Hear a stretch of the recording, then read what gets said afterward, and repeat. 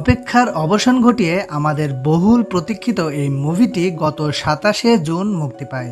হ্যাঁ, আপনারা ঠিকই ধরেছেন, আমরা প্রবাসের সেই কল্কি মুভির কথা বলছি।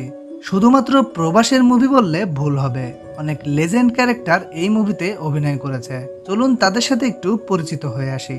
যেখানে ভাইরাবা চরিত্রে প্রভাস, সুপ্রিমিয়া স্কিন চরিত্রে কমল হাসান, অশ্বত্থামা চরিত্রে অমিতাভ বচ্চন, ক্যাপ্টেন চরিত্রে দুলকার সালমান, অর্জুন চরিত্রে বিজয় দেবনাকুন্ডা, কমান্ডার মানাস চরিত্রে শাশ্বত চ্যাটার্জি, সুনতি চরিত্রে দীপিকা পাদুকন, রক্সি চরিত্রে দিশা পাটানি এবং রাজান চরিত্রে ব্রহ্মানন্দম। কলিযুগে সমস্ত পাপের বিনাশ ঘটানোর জন্য আবির্ভাব হবে কল্কির। মূলত এই কাহিনীর উপরেই মুভিটি তৈরি। চলুন তাহলে এক্সপ্লেইন শুরু করা যাক। বন্ধুরা, মুভি শুরু করার আগে দয়া করে ভিডিওটিতে একটা লাইক আর চ্যানেলটি সাবস্ক্রাইব করতে ভুলবেন না। মুভির শুরুতেই আমরা মহাভারতের কুরুক্ষেত্রের যুদ্ধের শেষ মুহূর্ত দেখতে পাই, যেখানে দ্রোণাচার্যের পুত্র অশ্বত্থামাকে আমরা দেখি, যিনি এক সুপার ওয়ারিয়ার থাকে এবং তার কপালে একটা অদ্ভুত মণি দেখা যায়। অশ্বত্থামা ব্রহ্মাস্ত্র প্রয়োগ করে অর্জুনের ছেলে অভিমন্যুর গর্ভবতী স্ত্রীকে হত্যা করে, যেই কারণে যুদ্ধক্ষেত্রে অশ্বত্থামার সামনে শ্রীকৃষ্ণ চলে আসে আর বলে, তুমি যেটি করলে কুরুক্ষেত্রের অনেক বড় পাপ, এটা তুমি তোমার বাবার কলঙ্ক। তখন অশ্বত্থামা তার বাবার নাম নিতে নিষেধ করে এবং শ্রীকৃষ্ণকে আঘাত করতে যায়। কৃষ্ণের সাথে না পেরে অশ্বত্থামা বলে, আমাকে মারতে চাইলে মেরে ফেলো, কিন্তু কৃষ্ণ বলে, তোমাকে মারবো না, মৃত্যুতেই তো মুক্তি। তোমার অভিশাপ হলো তুমি মৃত্যুর জন্য ভিক্ষা চাইবে, কিন্তু তুমি মরবে না। অশ্বত্থামা জিজ্ঞেস করে কিভাবে সে এই পাপের প্রায়শ্চিত্ত করবে। জবাবে শ্রীকৃষ্ণ বলে, তুমি আমাকে মারতে চাইলে, কিন্তু একদিন তুমি আমাকে রক্ষা করবে। যুগের শেষ সময়ে কলিযুগ আসবে, যখন মানুষ পাপাচারে লিপ্ত থাকবে। সেই সময়ে আমি অবতার হয়ে জন্মগ্রহণ করব আর তুমি আমাকে সমস্ত বিপদের হাত থেকে রক্ষা করবে, এতেই তোমার পাপের প্রায়শ্চিত্ত হবে। এই বলে শ্রীকৃষ্ণ অশ্বত্থামার কপালের সেই মণি খুলে নেয়। এবার আমরা মহাভারত থেকে ৬০০০ বছর পরে দেখতে পাই, মানে কৃষ্ণ যেই কলিযুগের কথা বলেছিল সেই যুগ চলে এসেছে। পানির অভাবে মাটিতে খরা লেগে গেছে, চারিদিক পানি শূন্য, নেই কোনো গাছপালা।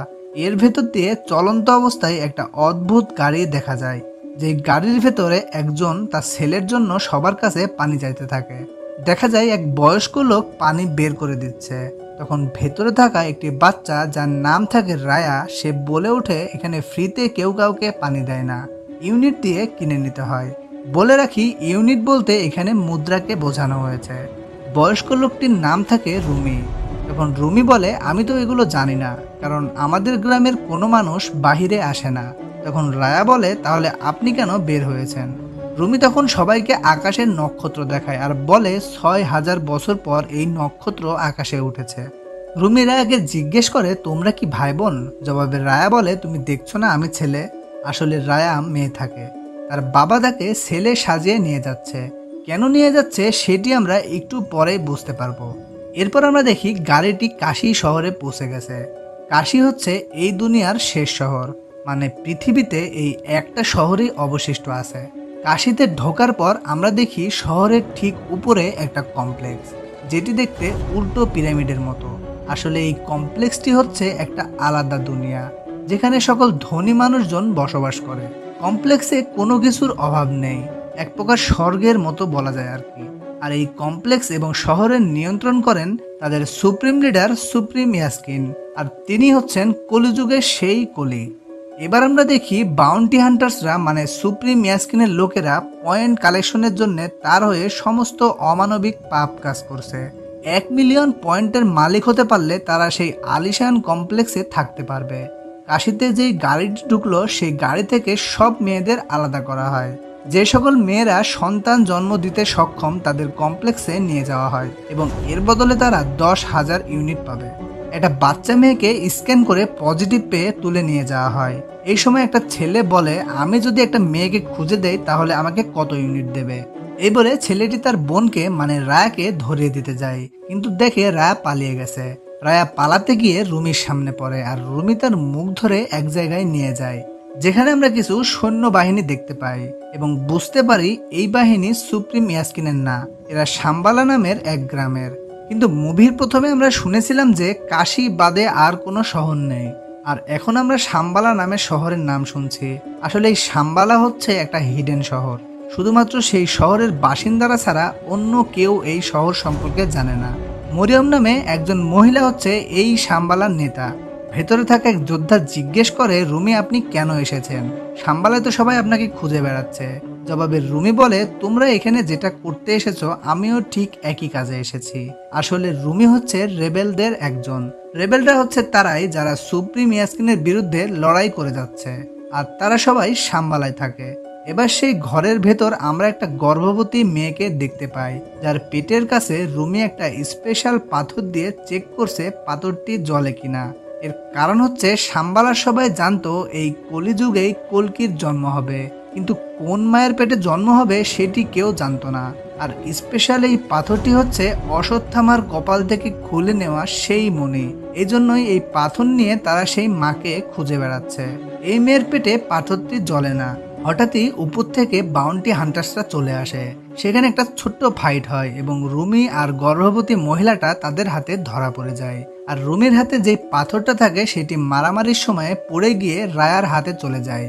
এবার লোক সম্মুখে কমপ্লেক্সের দরজা খুলে কমপ্লেক্সের কমান্ডার তাদের সামনে আসে আর জিজ্ঞেস করে শাম্বালা কোথায়। রুমি বলতে না চাইলে কমান্ডার মানাস মেয়েটাকে মেরে দিতে চায়। রুমি বলতে যাবে, সেই সময়ে মেয়েটি নিষেধ করে আর বলে, আপনি বললেও তারা আমাকে মেরে ফেলবে, তার থেকে ভালো বলার দরকার নেই। কমান্ডার মানাস তখন তাদের দুজনকেই মেরে ফেলে আর বাকি রেবেলসদের ধরার জন্য 5000 ইউনিট পুরস্কার ঘোষণা করে। সেই রেবেলসদের ভেতরে রায়াও থাকে। তারপর আমরা কিছু বাউন্টি হান্টার্সদের দেখি রেবেলদের তাড়া করতে। এবার আমরা ভাইরাবাকে দেখতে পাই। সেও এক বাউন্টি হান্টার্স থাকে। যেখানে ইউনিট সেখানেই আমাদের ভাইরাবা। আর ভাইরাবার একটা গাড়ি থাকে যেটির নাম হচ্ছে বুজ্জি। বুজ্জি সেই রেবেলকে স্ক্যান করে দেখে তার দাম 5000 ইউনিট। সেই সময়ের প্রযুক্তি এতটাই ফিউচারিস্টিক ছিল যে একটা মানুষকে স্ক্যান করে তার সমস্ত ডিটেলস দেখা যেত। একটা রেবেলের জন্য বাউন্টি হান্টার্সদের মধ্যে তুমুল মারামারি লেগে যায় আর সেখানে ভাইরাবা জয়ী হয়। একজনের কোমরে ভাইরাবা কালভৈরবের মূর্তি দেখতে পায় আর সেটি একটা বৃদ্ধ মানুষের হাতে গিয়ে পড়ে। বৃদ্ধটি বলে, কালভৈরব একসময় কাশীর রক্ষাকর্তা ছিল আর তুমি এখন কাশীর রক্ষা করবে। আসলে ভাইরাবা এমন কোনো মানুষই ছিল না। যেখানে ইউনিট বেশি সেখানেই ভাইরাবা। আর কমপ্লেক্সের ভেতরে প্রবেশ করা ভাইরাবার একটা স্বপ্ন। এরপর আমরা কাউন্সিলর বানিকে দেখতে পাই। সে সুপ্রিম ইয়াস্কিনের কাছের মানুষ থাকে। খনন কার্য চলা অবস্থায় এরা একটা বড় ধনুক দেখতে পায়, কিন্তু এই ধনুক কিসের সেটি তারা বুঝতে পারে না। তবে এটি বুঝতে পারে যে আজব কিছু হতে চলেছে। পরের সিনে আমরা দীপিকা পাদুকোনকে দেখতে পাই। যেহেতু প্রথমে তার কোনো নাম ছিল না, তাই আমরা দীপিকায় ডাকবো। দীপিকা কমপ্লেক্সের ভেতর গর্ভবতী মেয়েদের দেখাশোনার দায়িত্বে থাকে। সেখানে দীপিকার মতো আরো অনেক মেয়ে থাকে, সেম একই পোশাকে তাদের দেখাশোনা করে। আর এখানে আমরা জানতে পারি যে এখানে সুপ্রিম ইয়াস্কিনের একটা প্রজেক্টের এক্সপেরিমেন্ট চলছে, যেটির নাম হচ্ছে প্রজেক্ট কি। এই প্রজেক্ট কিতে সন্তান জন্ম দেওয়া সক্ষম মেয়েদের সিডিং এর মাধ্যমে প্রেগনেন্ট বানানো হয়। সিডিং বলতে আর্টিফিশিয়ালি বোঝানো হয়েছে। আর যারা নেগেটিভ হয় তাদের দীপিকার মতো দেখাশোনার কাজ করতে দেওয়া হয়। এবার এই গর্ভবতী মেয়েদের 150 দিন পেরোনোর পর তার থেকে সিরাম নেওয়া হবে। আর এটিই হচ্ছে প্রজেক্ট কি।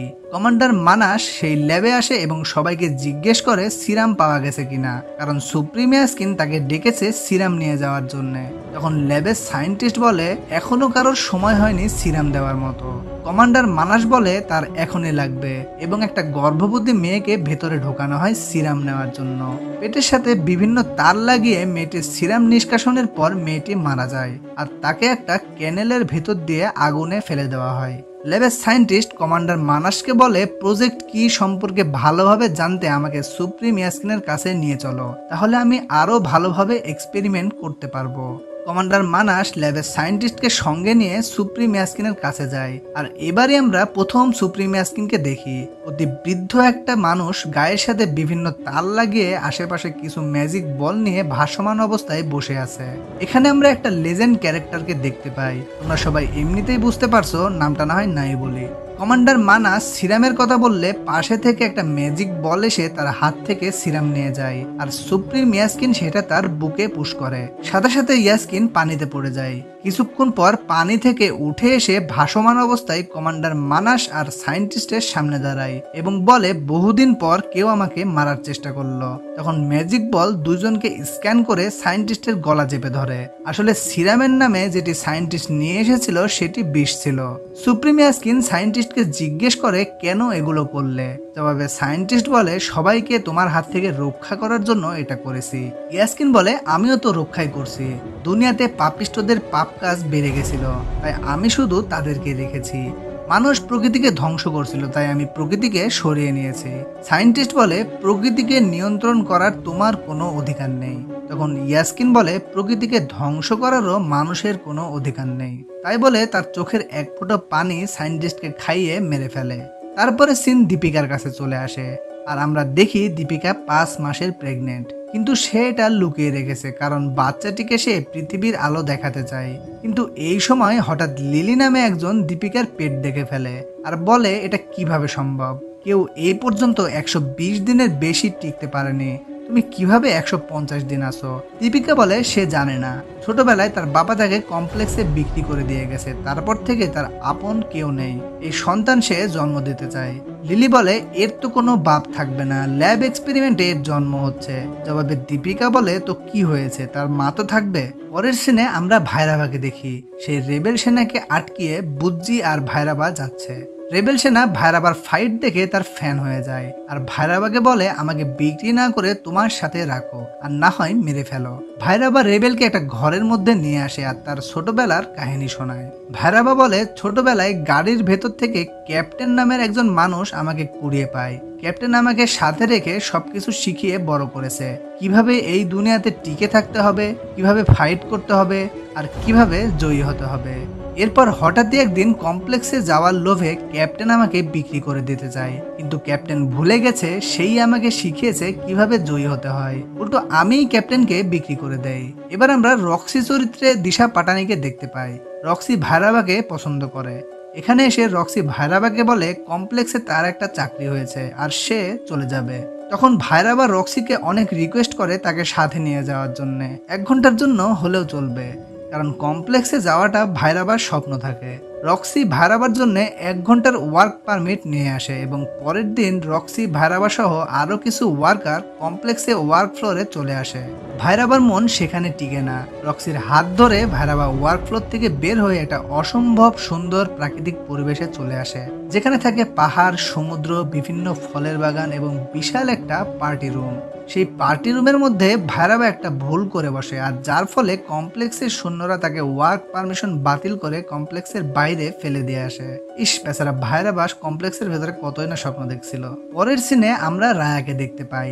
সে এখনো কাউন্টি হান্টার্সদের থেকে পালিয়ে বেড়াচ্ছে। পালাতে পালাতে রায়া একটা মরুভূমির ভেতর দিয়ে মাটির নিচের ঘরে প্রবেশ করে আর সেখানেই আমাদের সঙ্গে দেখা হয় অশ্বত্থামার। 6000 বছর ধরে সে এখানে ধ্যানে মগ্ন ছিল। রায়ার পেছনে পেছনে একটা রোবট চলে আসে। রোবটটি ঘরে ঢুকে রায়াকে আর অশ্বত্থামাকে একটা আঘাত করে। এটা সাহস কত একবার ভাবুন। রায়াকে কুল্লি কর, অশ্বত্থামাকে কেন করতে গেলি? অশ্বত্থামা এবার এক বাড়িতে রোবটকে গুঁড়ো গুঁড়ো করে দেয়। সিন এবার দীপিকার কাছে চলে আসে। লিলি দীপিকার সাথে বেমানি করে দীপিকাকে ধরিয়ে দেয় আর বলে দেয় সে 150 দিনের প্রেগনেন্ট। তারপর কমান্ডার মানাস দীপিকার সিরাম নেওয়ার জন্য আদেশ দেয়। সায়েন্টিস্টরা দীপিকার পেটে সেই মোটা তার লাগালে সেই তারগুলি কেঁপে ওঠে এবং কোনো কাজই হয় না। এবার দীপিকাকে সেই ক্যানেল দিয়ে আগুনে নিক্ষেপ করলে ক্যানেলের ভেতর থেকে লিলি তাকে রক্ষা করে। তখন বোঝা যায় লিলি আসলে তার সাথে বেইমানি করেনি, বরং দীপিকাকে বাঁচানোর জন্যই সে ধরিয়ে দিয়েছিল।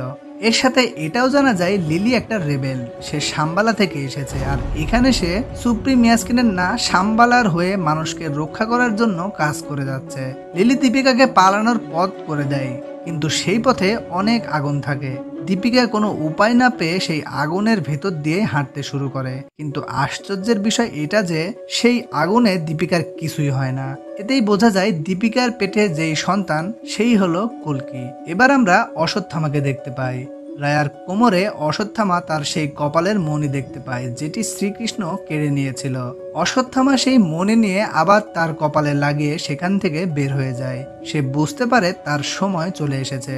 এবার এদিকে কাউন্সিলর বাণী কমান্ডার মানাসকে ডেকে সেই বিশাল ধনুকটি দেখায় আর বলে, এই ধনুকটি যখন আমরা পেয়েছিলাম তখন হাত দিয়ে ধরা গেছিল, কিন্তু এখন এটা আর ধরা যাচ্ছে না। সবার সামনে কাউন্সিলর বাণী একটা রোবোটিক হাতের মাধ্যমে ধনুকটি ধরতে যায়, কিন্তু হাতটি একদম গলে ঝলসে যায়। তাদের কাছে এই বিষয়ে কোনো সায়েন্স ছিল না। সেই মুহূর্তে আমরা জানতে পারি এই ধনুকটি মহাভারতের সময়ের অর্জুনের ছিল। এদিকে আমরা দীপিকাকে দেখি একটা গাড়ির মধ্যে 3টা রেবেলের সঙ্গে সাম্বালার উদ্দেশ্যে যাচ্ছে। এরা হচ্ছে ভিরান, অজ্জু আর কায়রা। অজ্জু আর কায়রা দুজন দুজনকে অনেক ভালোবাসে। এরা 3জনই লিলিদেরই লোক থাকে। সেই ক্যানেলের বাইরে এরা 3জন গাড়ি নিয়ে রেডি হয়েছিল। গাড়ির ভেতর দীপিকার সাথে পরিচয় শেষে কায়রা দীপিকাকে বলে, তোমার নামটা এমন অদ্ভুত কেন? SUN80 কেমন নাম হলো এটা? SUN80 আসলে কমপ্লেক্সের দীপিকার সিরিয়াল নাম্বার ছিল। কায়রা বলে, তোমার নাম SUN80 না রেখে সুমতি রেখে দিলাম। কমপ্লেক্সের ল্যাব থেকে সুমতি পালিয়ে যাওয়ায় কমান্ডার মানাস একদম পাগল হয়ে যায় এবং ঘোষণা করে দেয়, সুমতিকে ধরিয়ে দিতে পারলে 1 মিলিয়ন ইউনিট পুরস্কার দেওয়া হবে। বাউন্টি হান্টার্সরা এবার কায়রাদের গাড়ির পিছু নেয়। অজ্জুকে সুমতির কাছে রেখে কায়রা তাদের সাথে লড়াই করার জন্য গাড়ি থেকে বের হয়ে যায়। কায়রা একজন খুব ভালো ফাইটার থাকে। অনেকক্ষণ ফাইটের পর কায়রা অন্য আরেকটা গাড়ি ব্লাস্ট হয়ে মারা যায়। এদিকে আমাদের ভাইরাবা 1 মিলিয়ন ইউনিট জ্যাকপটের খবর শুনে খুশিতে সুমতিকে ধরার উদ্দেশ্যে অলরেডি বের হয়ে পড়েছে। কায়রা মারা যাওয়ার পর অজ্জু কাঁদতে থাকে আর হঠাৎই কিছু বাউন্টি হান্টার্স এসে অজ্জুদের গাড়ি ঘিরে ফেলে, কিন্তু ভাইরাবা এখনো আসে নাই। বাউন্টি হান্টার্সরা সুমতিকে তুলে নিয়ে যাবে, ঠিক সেই সময়ে আমাদের মাঝে রায়া চলে আসে আর সবাইকে বলে, ভালোই ভালোই ওদের ছেড়ে দাও। তখন বাউন্টি হান্টার্সরা বলে, কেন রে পিচ্ছি, তুই কি আমাদের মারবি নাকি? রায়া তখন বলে, আমি মারবো না, আমার টিচার মারবে। তখন আমরা দেখি পেছন থেকে অশ্বত্থামা বের হয়ে আসছে। বলে রাখি, অশ্বত্থামার হাতে আমরা যে লাঠিটি দেখতে পাই এটা হচ্ছে মহাভারতের সময়ের কর্ণের লাঠি, যে লাঠি দিয়ে কর্ণ অর্জুনের সঙ্গে ফাইট করেছে। বর্তমান সময়ে এই লাঠি তখনই কাজ শুরু করবে যখন সে তার প্রকৃত মালিককে খুঁজে পাবে। আমরা জানি অশ্বত্থামা অভিশাপের জন্য অমর হয়ে আছে, তাই বাউন্টি হান্টার্সদের গুলিতে অশ্বত্থামার কিছুই হয় না। সবাইকে মেরে অশ্বত্থামা গুঁড়ো গুঁড়ো করে দেয় আর অবতারের মাকে খুঁজতে খুঁজতে সে সুমতির সামনে এসে পড়ে। এবার অশ্বত্থামার মনে জ্বলে ওঠে এবং সুমতিকে চিনতে পেরে মা বলে ডেকে ওঠে। একের পর এক বাউন্টি হান্টার্সরা আসতে থাকে আর অশ্বত্থামা তাদের মারতে থাকে। এই সময় সেখানে ভাইরাবা চলে আসে এবং সুমতিকে সবার আগে নেওয়ার জন্য ওখানে থাকা কিছু বাউন্টি হান্টার্সকে মারতে থাকে। এদিকে তারা যে অশ্বত্থামাকে মারার জন্য ফাইট করছে এটা ভাইরাবা প্রথমে বুঝতে পারে না। এবার অশ্বত্থামাকে সুমতির কাছে দেখে ভাইরাবা অশ্বত্থামার সাথে ফাইট শুরু করে। ভয়ানক এই ফাইটে দুজন কেউ কারোর থেকে কম যায় না। অশ্বত্থামা ভাইরাবাকে মেরে দিচ্ছিল, ঠিক সেই সময়ে বুজ্জি এসে ভাইরাবাকে বাঁচিয়ে দেয়। অশ্বত্থামা বুজ্জিকে মেরে তার একটা চাকা খুলে নেয়। ভাইরাবা এখন পর্যন্ত কোনো ফাইটে হারেনি, কিন্তু এই ফাইটে সে হেরে যায় এবং বুঝতে পারে এই বুড়ো অন্য লেভেলের ফাইটার। সিন এবার কাউন্সিলর বাণী এবং কমান্ডার মানাসের কাছে চলে আসে। কমান্ডার মানাস কাউন্সিলর বাণীকে বলে, সুমতিকে তারা ধরে নিয়ে আসতো, কিন্তু কোথা থেকে এক 8 ফুট লম্বা বুড়ো লোক এসে তাকে রক্ষা করে। তখন কাউন্সিলর বাণী জিজ্ঞেস করে তার মাথায় কোনো মণি ছিল কিনা। তখন কমান্ডার বলে হ্যাঁ ছিল। আর তখনই কাউন্সিলর বাণী বুঝতে পারে এটা অশ্বত্থামা। তিনি শাস্ত্র পড়ে আরো বুঝতে পারে 2-1 দিনে আকাশে একটা নক্ষত্র উঠবে আর জন্ম হবে শ্রীকৃষ্ণের 10ম অবতারের। কোনোভাবে যদি তারা এই নক্ষত্র উঠা বন্ধ করতে পারে তাহলে আগামী 6000 বছর আর কোনো চিন্তা নেই। আর এই জন্যই তাদের যেভাবেই হোক সুমতিকে ধরতেই হবে। ওদিকে আমরা দেখি ভিরান, সুমতি, অশ্বত্থামা, রায়া আর অজ্জুকে নিয়ে সাম্বালায় ঢুকছে। প্রথমবারের মতো আমরা সাম্বালা দেখতে পাই। সাম্বালাতে আমরা দেখি অনেক মানুষজন বসবাস করছে, সেখানে বড় একটা রেবেল বাহিনী আছে। তারপর আমরা সাম্বালার লিডার মরিয়মকে দেখতে পাই। মরিয়ম সবাইকে ছোট থেকে কল্কির কলির গল্প শুনিয়েছে, এজন্য শহরের সবাই জানে একদিন এমন একজন মা আসবে যার পেট থেকে কল্কির জন্ম হবে। শহরে ঢোকার পর সুমতিকে দেখে সবাই খুশি হয়, কিন্তু রেবেলদের মধ্যে একজন বলে ওঠে, এটাই যে সেই মা আমরা কিভাবে বুঝবো? ঠিক সেই সময়ে আকাশ থেকে বৃষ্টির ঢল নেমে আসে এবং সাম্বালার ভেতরে একটা অশুদ্ধ গাছের নতুন পাতা জন্ম নেয়। হাজার বছর পর এই বৃষ্টি দেখে সবাই বুঝতে পারে এটা শুভ লক্ষণ, তার মানে সুমতির পেটেই কল্কির জন্ম হবে। সবাই এবার সুমতির খুব সেবা যত্ন শুরু করে। সিন এবার ভাইরাবার কাছে চলে আসে। বাউন্টি হান্টার্সদের মধ্যে একজন তাদের লিডারকে জানায় ভাইরাবার জন্য তারা সুমতিকে ধরতে পারেনি, আর ঠিক এই কারণে ভাইরাবাকে কমপ্লেক্স থেকে পার্মানেন্টলি ব্যান করে দেওয়া হয়, মানে সে আর কমপ্লেক্সে যেতে পারবে না। ভাইরাবা তখন কমান্ডার মানাসকে জানায় অশ্বত্থামার সাথে ফাইট করার মতো ক্ষমতা শুধুমাত্র তারই আছে, সুমতিকে নিয়ে আসতে পারলে শুধুমাত্র সেই পারবে। তখন কমান্ডার মানাস বলে, ঠিক আছে, যদি তুমি সুমতিকে নিয়ে আসতে পারো তাহলে তোমাকে আমি নিজে কমপ্লেক্সে নিয়ে যাব। তারপর ভাইরাবা ব্ল্যাকলিস্ট হয়ে যায়, মন খারাপ করে ঘরের মধ্যে বসে আছে। আর ঠিক সেই সময়ে ভাইরাবার যেই রেবেল একটা ফ্যান থাকে সে বলে ওঠে, তুমি তো হিরো, তুমি আমার সাথে সাম্বালায় চলো, তোমার মতো একজন ফাইটার আমাদের শহরে থাকলে আমরা অনেক শক্তিশালী হব। ব্যাস, সাম্বালায় যাওয়ার টিকিট ভাইরাবা এবার পেয়ে যায়। এজন্য ভাইরাবার কাছে বাকি যে ইউনিটগুলো ছিল সেগুলো দিয়ে বুজ্জিকে আপডেট করে ফেলে আর রেবেল ফ্যানকে নিয়ে রওনা হয়ে যায়। যেতে যেতে তারা সাম্বালায় চলে আসে এবং ভেতরে প্রবেশের পর কিছু রেবেল এসে জিজ্ঞেস করে এটা কে। তখন ভাইরাবার রেবেল ফ্যান বলে সে একজন ভালো ফাইটার, আজ থেকে সে এখানেই থাকবে। রেবেলদের সাথে কথা বলতে বলতে ভাইরাবার জেনে নেয় সুমতিকে তারা কোথায় রেখেছে। এবার আমরা দেখি অশ্বত্থামা সুমতিকে তার গল্প কাহিনী বলছে। তিনি বলছে, যেভাবেই হোক আপনাকে রক্ষা করাই হচ্ছে আমার ধর্ম। কিছুক্ষণ পরেই অশ্বত্থামা আর সুমতি দেখে তাদের সামনে আরেকটা অশ্বত্থামা, তার মানে ভাইরাবা অশ্বত্থামার রূপ নিয়ে সুমতিকে নিয়ে যেতে এসেছে। এবার কিন্তু ভাইরাবা পুরো প্রস্তুতি নিয়ে এসেছে, সাথে তার বুজ্জিকেও আপগ্রেড করে শক্তিশালী করে এনেছে। এবার অশ্বত্থামার সাথে অশ্বত্থামার ফাইট শুরু হয়, কিন্তু আসল অশ্বত্থামার সামনে নকল অশ্বত্থামা বেশিক্ষণ টিকতে পারে না। ভাইরাবার আসল রূপ বের হয়ে আসে এবং সেখানে দুইজনের মার্ভেলাস একটা ফাইট হয়। অশ্বত্থামা বুজ্জিকে ব্লাস্ট করে আগুন লাগিয়ে সেই আগুনে ভাইরাবাকে নিক্ষেপ করে, কিন্তু ওই যে বললাম বুজ্জি এবার ফুল আপগ্রেড। আগুনের ভেতর থেকে বুজ্জি আর ভাইরাবা একটা বিশাল রোবট হয়ে ফিরে আসে এবং অশ্বত্থামার সাথে আবারও ফাইট হতে থাকে। তারপর আমরা দেখি কমান্ডার মানাস সুপ্রিমিয়াস্কিনের বিশাল বাহিনী নিয়ে সাম্বালায় প্রবেশ করেছে। সাম্বালার রেবেল বাহিনীও কম শক্তিশালী ছিল না। এবার দুই বাহিনী মুখোমুখি হয় আর বিশাল এক বিধ্বংসী ফাইট হয়। কমান্ডার মানাস সুমতিকে দেখতে পেয়ে উপরে তুলে নিতে যায়, আর ঠিক সেই সময়ে মরিয়ম নিজেই তার দুই হাতে ইলেকট্রিক দুটা চাবুকের মতো নিয়ে উপরে উঠে যায় এবং সুমতিকে একটা উড়ন্ত গাড়িতে রেখে কমান্ডার মানাসের সাথে ফাইট করতে চলে যায়। সেখানে কমান্ডার মানাস মরিয়মকে মেরে ফেলে। এরপর সুমতি যেই গাড়িতে থাকে সেই গাড়িতে একজন গুলি করলে গাড়ি ব্লাস্ট হয়ে যায় আর সুমতি নিচে পড়ে যেতে যায়। নিচে পড়তে পড়তে হঠাৎ করে অশ্বত্থামা সুমতির হাত চেপে ধরে, কিন্তু সেখান থেকে একটা পাথর সরে গেলে অশ্বত্থামা হাত থেকে সুমতি ছিটকে যায়। তখনই ভাইরাবা এসে সুমতির হাত চেপে ধরে এবং অশ্বত্থামা ভাইরাবার পা চেপে ধরে, মানে দুইজন মিলেই সুমতিকে সেখানে কোনোভাবে বাঁচিয়ে নেয়। এবার অশ্বত্থামা ভাইরাবাকে একটা ঘুষি দেয়, যে ঘুষি খেয়ে ভাইরাবা অজ্ঞান হয়ে যায়। আর ঠিক তখনই উপর থেকে কমান্ডার মানাস অনেকগুলো ইলেকট্রিক তারের মাধ্যমে অশ্বত্থামাকে বেঁধে ফেলে এবং সেখান থেকে সুমতিকে তুলে নিয়ে যেতে লাগে। আর ঠিক সেই সময়ে বাতাসে অশুদ্ধ গাছের একটা পাতা ছিঁড়ে কর্ণের সেই লাঠির উপরে পড়ে আর লাঠিটা ভাইরাবার হাতে চলে যায়। সাথে সাথে লাঠিটি জ্বলে ওঠে এবং সেই লাঠি দিয়ে ভাইরাবার সুপ্রিমিয়াস্কিনের সব উড়ন্ত গাড়িগুলো ভেঙে ফেলতে থাকে। এ যেন ভাইরাবার এক অন্যরকম রূপ, ঠিক সেই কুরুক্ষেত্র যুদ্ধের কর্ণের রূপ। অশ্বত্থামা এগুলো দেখে অবাক হয়ে যায় আর খুব ভালোভাবে বুঝতে পারে এই ভাইরাবাই হচ্ছে কর্ণের অবতার। ভাইরাবা এবার সেই লাঠি দিয়ে কমান্ডার মানাসের ছোড়া আগুনকে প্রতিরোধ করে এবং উপরে উঠে এসে কমান্ডার মানাসের বুকের মধ্যে লাঠিটা ঢুকিয়ে দেয় আর সুমতিকে উদ্ধার করে নিয়ে আসে। অশ্বত্থামা এগুলো দেখতে দেখতে কুরুক্ষেত্রের ফ্ল্যাশব্যাকে চলে যায়, যেখানে আমরা দেখি অর্জুন তার ধনুকে তীর ছুটছে আর কর্ণ তার লাঠির রোশনি দিয়ে তার প্রতিরোধ করছে। এখানে আমরা কর্ণের চেহারা দেখতে পাই, সেখানে পুরোপুরি ভেসে ওঠে ভাইরাবার চেহারা। এবার বর্তমানে দেখি ভাইরাবা সুমতিকে উদ্ধার করার পর হঠাৎ করে সবকিছু ভুলে যায়, মানে সেই লাঠিটা তার হাতে যতক্ষণ ছিল সে কর্ণের রূপে ছিল আর এখন সেই আগের ভাইরাবা।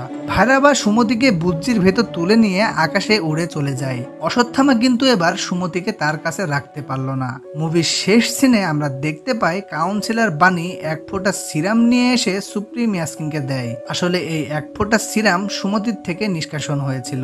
এবার এই সিরাম সুপ্রিমিয়াস্কিন নিজের ভেতর পুশ করে আর তখনই সে আলাদা একটা একটা রূপ ধারণ করে। একটা বৃদ্ধ মানুষ থেকে সে একটা যুবক হয় আর তার হাত 6টি হয়ে যায়। সুমতির পেটের এক ফোঁটা সিরাম পেয়ে সুপ্রিম ইয়াস্কিন কিছুটা আলাদা একটা দেবতার শক্তি লাভ করে এবং বলে এবার আমি নিজেই সুমতিকে নিয়ে আসতে যাব। আর এখানেই মুভির ইতি টানা হয়। বন্ধুরা, ভাইরা বা সুমতিকে নিয়ে কোথায় চলে যায় এবং সুপ্রিম ইয়াস্কিন তার ভয়ানক রূপ কতটা ধারণ করতে পারে সেটি আমরা মুভির দ্বিতীয় পার্টে দেখতে পারবো। আজকের মতো এখানেই শেষ করছি। সবাই ভালো থাকবেন, দেখা হবে আবার পরের ভিডিওতে। টাটা।